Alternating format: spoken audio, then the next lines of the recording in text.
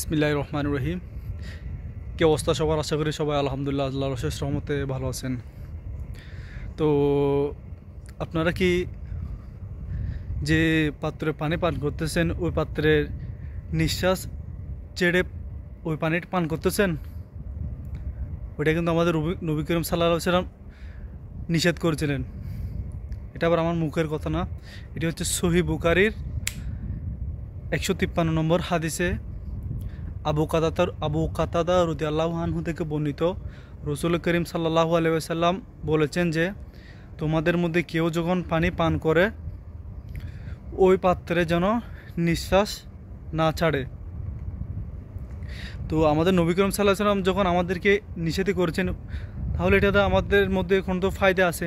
তো এখনকার আধুনিক বিজ্ঞানী কি রিসার্চ করে দেখতেছেন যে আমরা নিঃশ্বাস নিয়ে হচ্ছে অক্সিজেন আর ছাড়ি হচ্ছে কার্বন ডাইঅক্সাইড।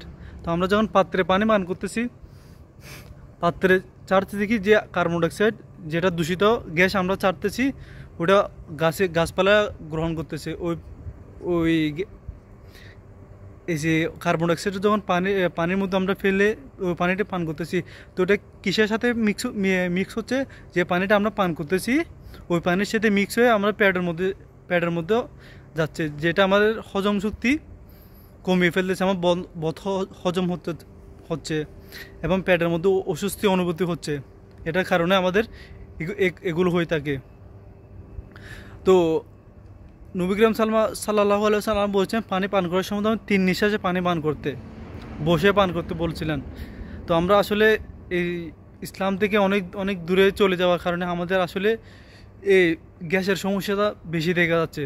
তো আমরা না যাই কারা যাবে? আমাদেরকে সকাল সকাল পানি খাইতে বলছে।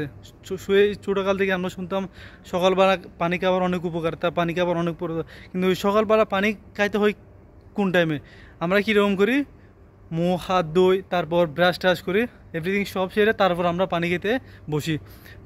দেখেন আমরা যেটার আমরা পানি খাওয়ার নিয়ম এটা জানি না। পানি খাইতে হচ্ছে সকালে ঘুম থেকে ওঠার সাথে সাথে যে লালাগুলো আছে আমাদের মুখের মধ্যে, ওই লালাগুলো পান করতে বলছে। ওই লালাগুলো আমাদের শরীরে পাকস্থলী যে আমার শরীর ভালো রাখে, ওই মুখের ওই লালাটা আমাদের শরীরের উপকারিতা। আমরা যে ওই উপকারিতা ফেলে আমরা সকালে উঠে আমরা ব্রাশ করি, যে মানে কেমিক্যাল দিয়ে আমরা ব্রাশ করে ওই কেমিক্যাল আমরা সকাল সকাল কেমিক্যাল লাগাচ্ছি মুখের উপর। তো আমাদের শরীর খারাপ না ওই খাদের হবে। হ্যাঁ, এই অ্যাসিডিটির সমস্যা হচ্ছে, এত কি সমস্যা হচ্ছে, যেটা আমার নবী করিম সাল্লাল্লাহু আলাইহি ওয়াসাল্লাম সুন্নত না মানার কারণে।